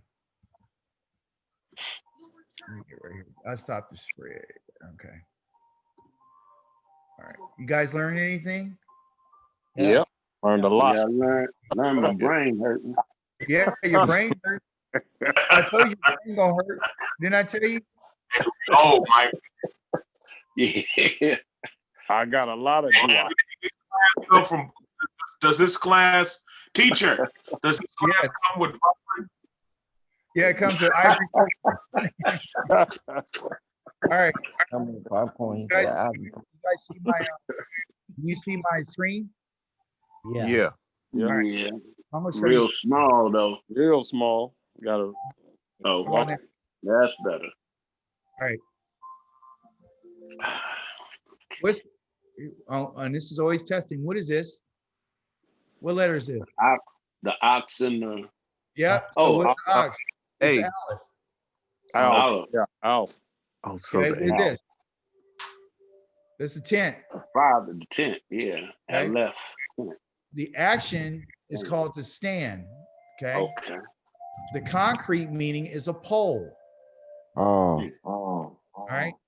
So the picture graph of this ox represents strength. The bet represents the tent. Right. When you combine these two together, it's the strength of the house. And what is Av? You just read it.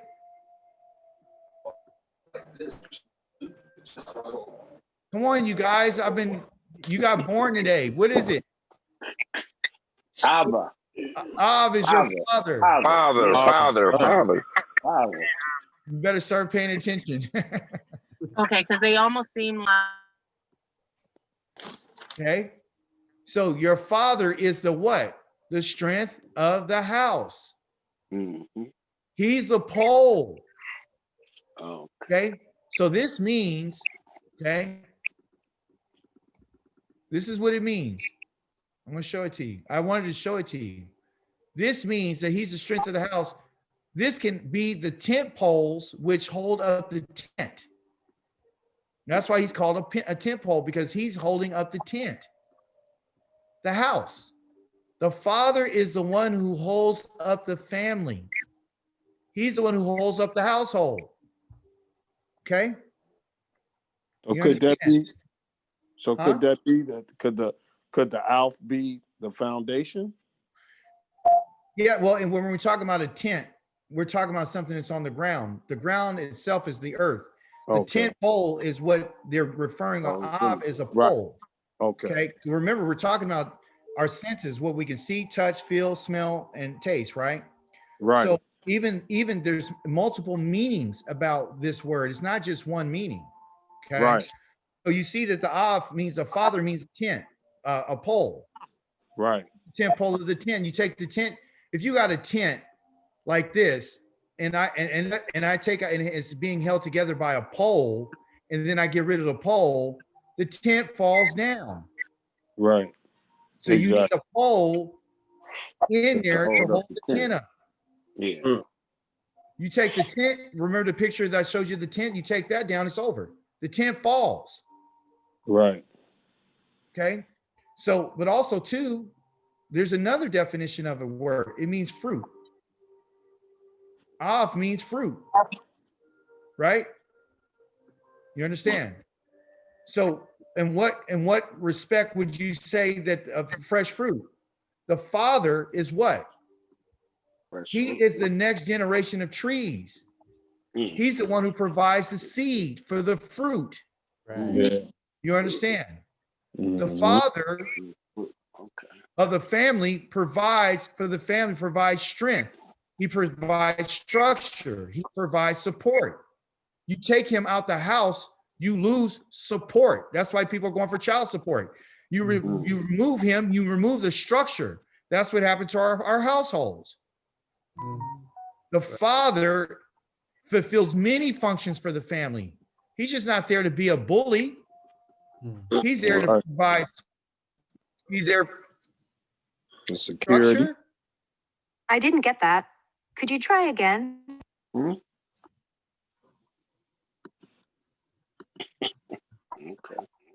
You guys feel me?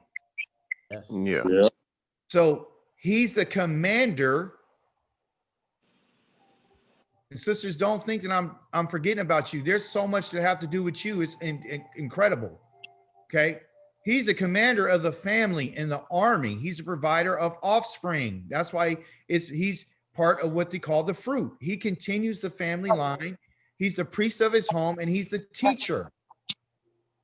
Just like we had the teacher is the Aleph, the strength of the house. That's why the Aleph is in his name, his position. He is the teacher. He could be an immediate family lineage, or such as Yaakov, the father of the house of Israel. Okay. What else do we know about this?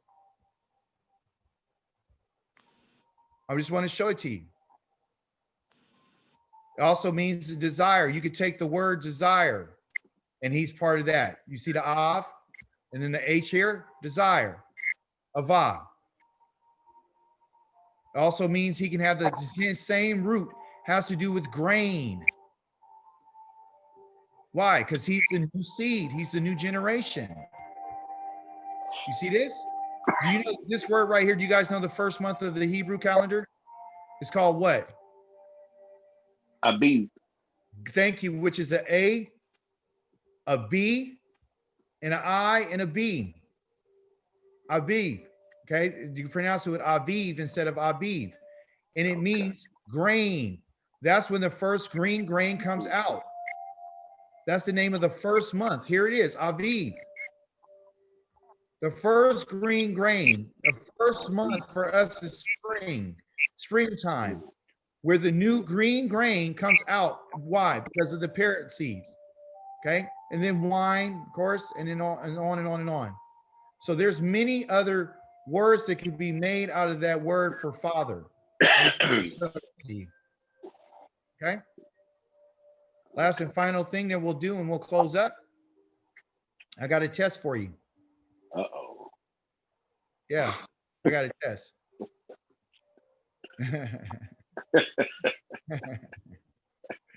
That's a joke, right? No, no, this ain't no joke. This is for real. Like, okay. Yes, sir. let me know. Test, son.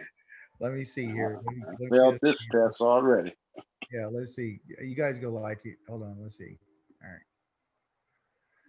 No, we've had enough. We only have 10 minutes left. I want to present you with something right quick. I'll save the test for later. You can only do so much, so you can't overextend. You have to stay within the guidelines, right? So let me share something with you, and then I'll be able to answer any of you guys' questions that you have from what you learned today. Here it is. Right, so that's my email address. I need you to take that down. Where? Hold on one second. Okay, I need you to take this down. Because what I want you to do is I want you to email me. Okay. And I'm going to get your email addresses that way, so I don't have to write them all down. And then you email me, and I'm going to send you a copy of that book. All right. Along with this, I'm going to be sending you other things as well.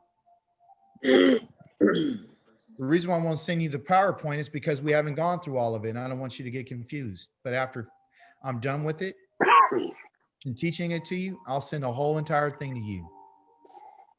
Free of charge, no cost to you whatsoever except for your time. Hallelujah. Do you understand? Yes. Sure. Yep. So it's kinglyprinciples@gmail.com. Okay.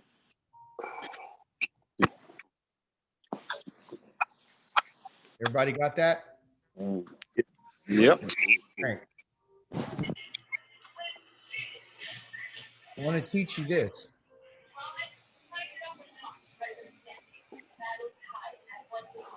Shema Israel, Yahweh, Elohim, Elion. Eloheinu, Yahweh, ACHI'KA. Hero Israel, the Lord our God is one Lord. Yeah. Yep. And it says Uahavata, Ohavta, Yahweh, Eloheka, Eloheka, Bakal. ACHI'KA.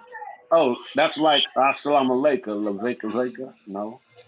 Uvakal Nafshika. Uvakal Nafshika. The last one is Odaka. Odaka. Wait, say that last one again. Ma'odaka. Oh, Ma'odaka. Ma'odaka. So Shema Yisrael, Yahweh Eloheinu, Yahweh Echad.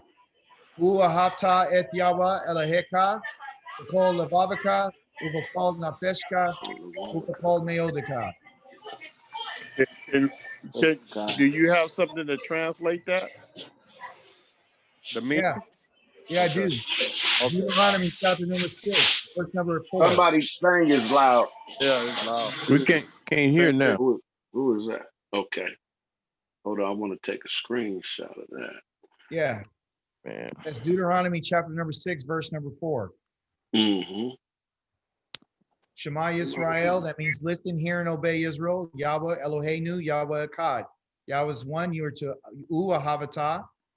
Yahweh, you are to love Yahweh Eloheka with all your heart, with all your soul, and all your reason.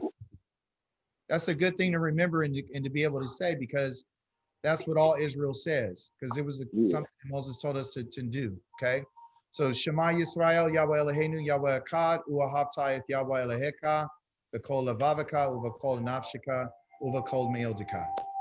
I memorize these things. Yeah, I memorize them because it's pretty fun to memorize, but also too, it helps encourage you to want to know how to speak the language. All right. Any questions? Any comments? Any contributions? Say that email again. Oh, the email is Kingly Principles, and I'll share it with you again. KinglyPrinciples.com. I mean at gmail.com. KinglyPrinciples@gmail.com. Should we mention this lesson for the books? Yeah, I want a book. Right. Okay. Yeah, send me that book you said you're going to give to me. Right. Gotcha. Send me that book. Send me that book. You are a phenomenal teacher, my brother. Oh, thank you so much. You're Absolutely. I'm glad that I feel like I'm gonna get the most out of it if you're being instructed. Bless you. Oh, thank you so much for that, Gene. I appreciate it. Is he brown nosing on the first day? That's good. That's the elder. Love you, Gino. You giving him his apple early, huh? Beating us to the punch. Yeah. Again, I like to thank Pastor Derek Mann for this opportunity to teach you all, and I'm hopeful and prayerful that you receive some wisdom, some knowledge, and some understanding today that can help you further your learning. You know, your learning and your experience. How long? Thank you for your time taking out to do this. You know, Oh, no worries. Absolutely. Your spirit and your teaching is right. I feel it's right. Thank you. And I just thank you for, well, we learned a lot in this first session. I'm very hopeful and look forward to the next sessions. Oh yeah, it's going to be great. I mean, there's so much to go over, Richard. I mean, I got so much to teach you. Is beyond. It's always going to be an ever learning process.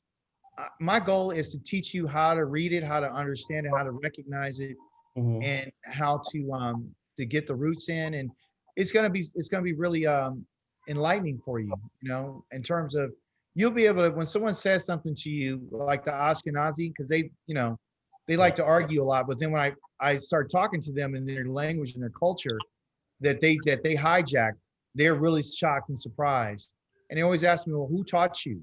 How do you know all this? And I say, well, the Most High. They don't even use his name, but I do, you know, Yahweh.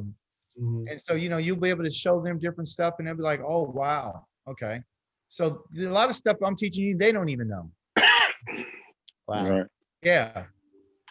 With the agriculture stuff that we just got today, they don't go over that because there's a difference between modern Hebrew and biblical Hebrew. They only know modern Hebrew. They don't know biblical Hebrew. It's different. You're learning biblical Hebrew or IVRIT, okay? The real name of it is IVRIT. You're learning biblical IVRIT, okay? You're learning how the roots and everything, the whole, everything, that cultural aspect and everything. They don't learn that. They don't go through that. Can you feel that? And they don't really, their main study isn't from the Torah, right? It's from the Talmud. Well, the main study is from Talmud, but this is what they do. They take the words out of Torah and create their language. That's what a lot of people don't know. They're using the Torah to create their modern language so they can say that they're the people. So it can become an official language for them. So they're using biblical Hebrew to create a modern Hebrew, and they switch the words up. So it will become their own. If you notice, they never call themselves Ivrit. Never. They never say they're Ivrit. They never say that. How you spell Ivrit? Ivrit? IVRIT.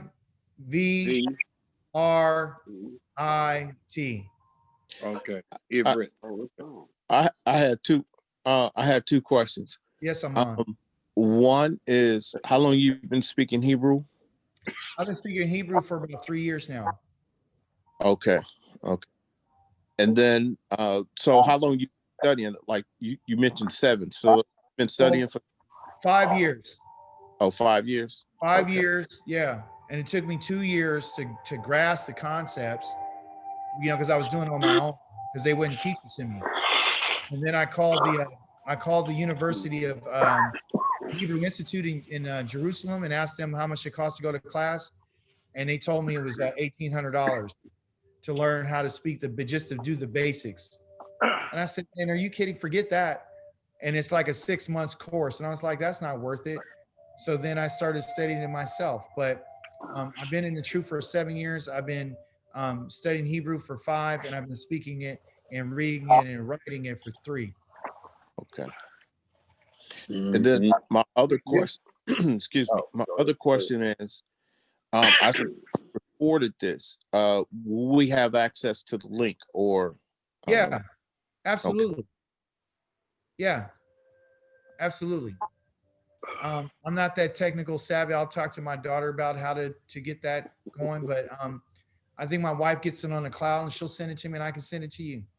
All right. Appreciate that. Yeah, absolutely. I just want to say thank you. You're welcome. Yeah, I want to say thank you because I'm grateful. I've been wanting to learn it, and I'm just thankful that Derek got with you, and I'm excited because it's a spiritual thing for me, because I think that the Father is using you to teach the rest of us our language. Yeah. So he can speak with us through the holy language.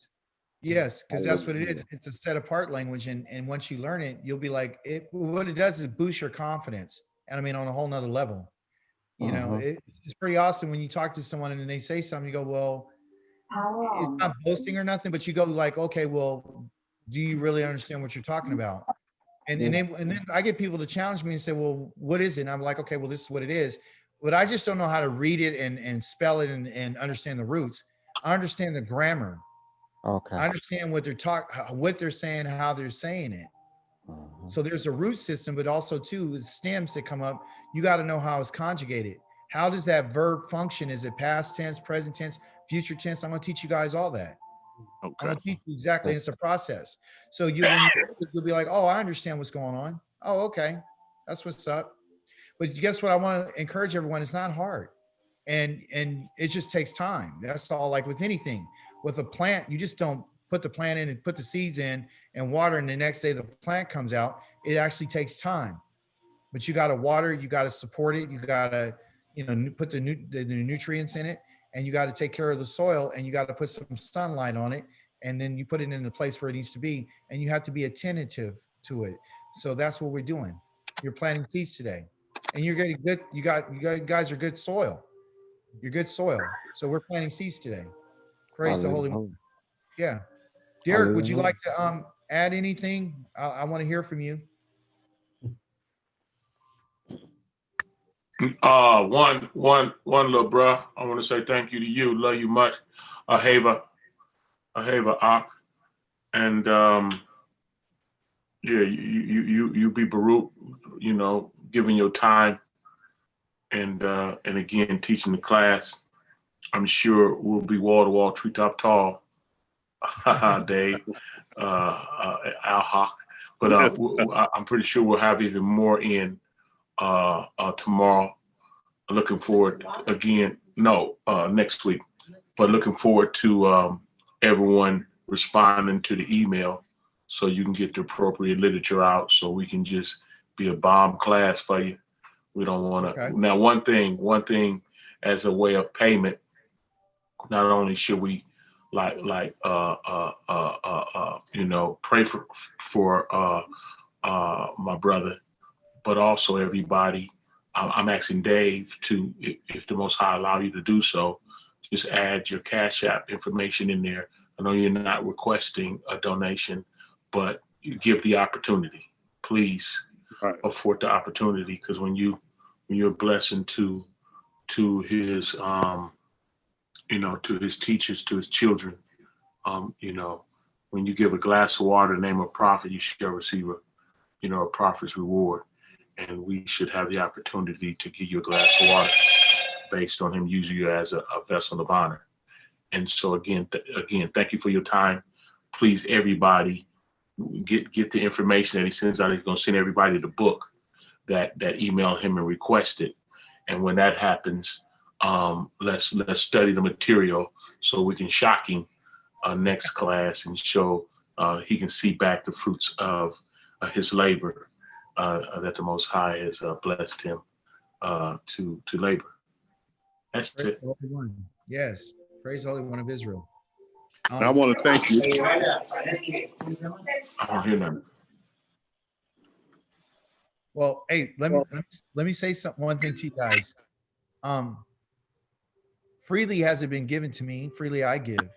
I appreciate the gesture of you wanting to do that, but everything that I do, I'm a servant of Yah. So, you know, he'll take care of me. Don't worry about that. I want to just give back to what I've gotten freely. I don't want my people to have to suffer like I did and have to beg people to teach me anything. I want someone that has been it, has done it, who's been committed to it. And I want to just teach you guys this because I think it'll really enhance your studies and enhance your life, and you'll see things differently. And so thank you for the gesture, but I love you all. And I give this to you freely because I was given to me freely. So I'll give it to you. I just pass it on. And I would ask, only thing that I would ask is that you would pass it on and share it with the people that you care about and love and say, hey, look, this is a great opportunity for you to learn something. So, you know, come and attend the class. Because that's where the blessing is if I could teach more people, because I enjoy teaching. I don't know if you know that, but I enjoy teaching. That's what I do. So that's all I request. I request that you do your study and that you would share it with others and that you would be faithful to what you're learning. And that's it. That's all I want from you. Well, I want to thank Dawid, for sharing your time and knowledge with me. It opened a whole new door for me. And your knowledge. Yes. And hope to see you a lot more. Oh, you will. All right, everyone. Well, thank you so much for your time today. I appreciate you. I love you. You're my brothers and my sisters. And may your day be filled with wisdom, knowledge, and understanding. And shoot those emails, and I'll get back to you as soon as possible. I promise. Okay. Thank you. Thank you. Hey, Dave. One thing, man. Is that the same book that you already given me a while ago? Yes. Yes, it is. Okay. Yes. Okay. Cool. Yeah. That's all I wanted to know, man. Great teaching, man. As usual, brother. Hey, thanks, Coz. I appreciate it, Mati Yahoo. Oh, that's Yes, sir. Yes, sir. Yes, sir. Yes, sir. That's the code. Yeah. What's happening? Wow. I ain't heard you in years. Wow. Last time I saw you was when you made that video years ago. Years ago. Man. Yeah. We still around, brother. We still around. Good to hear your voice. And so is the video. You know that video is our testimony, Coles and I. Yeah. Real talk. Without question, we went to LA. Wow. We shot that video with the Weir family. We was with Warner Brothers, East West Electric. And in that video, we was doing the dummy. We was doing the food. And I shot somebody. And then I ran to the church. I threw my hands up, threw my pistol, threw my hands up, ran to the church. Coles followed me. And then we faded into the church. And right after that, I quit. I quit the whole industry. And then took my recording studio, let everybody out their contracts or whatever. And I went into hibernation. Coles thought I lost my mind. And some time went by. He touring and doing his thing. And then he came on. He came to the studio. I had half block long studio. He came through the studio. He'd look at me like I lost my mind a couple of times with a tear in his eye. And he gone, kept doing his thing. And then one day he called me. He called me and he was serious about the Most High, and the rest is history. Look at us now. Literally, yes, sir. That's our testimony. What was the name of that one? Keep My Soul. Keep My Soul. Yeah, everybody want to go to heaven, but don't nobody want to die. Yes, sir. Yeah. To a gangster song, ain't that crazy? and it came to pass. So yeah. Yep. All right, man. You guys be Baruch, Barak, and Shalom. I'm gone. Hey, y'all.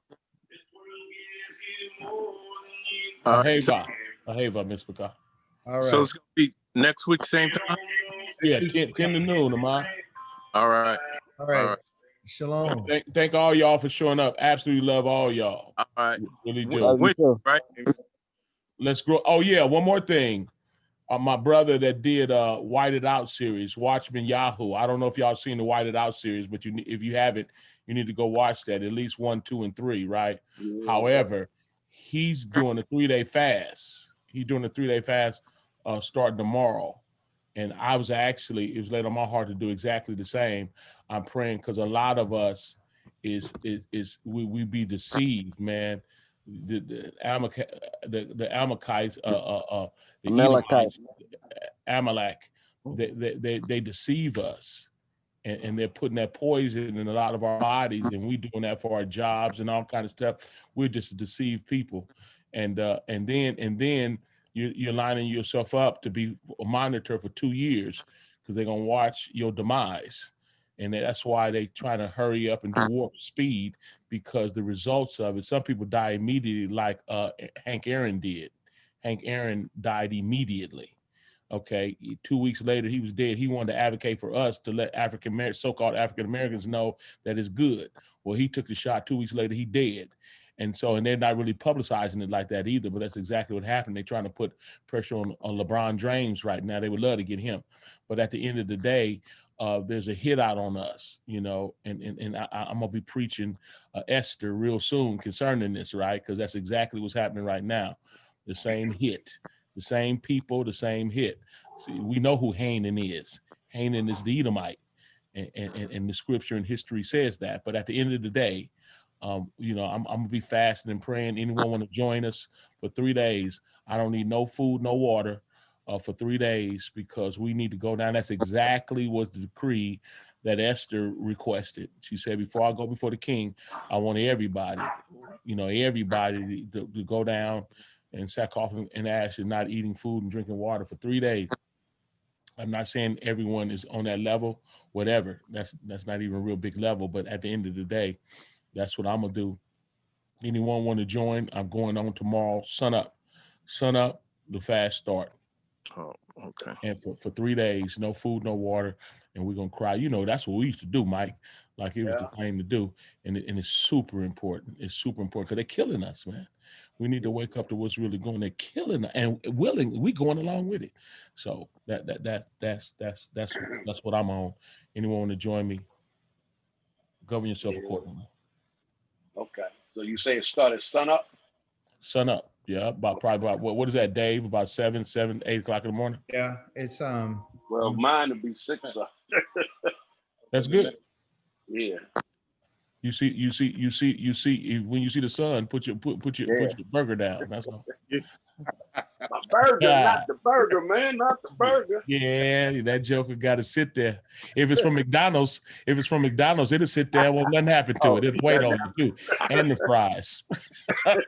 It won't have a blemish on it or nothing. All you got to do is go to the mic. He waiting on you. So what you say, where we catch that video at?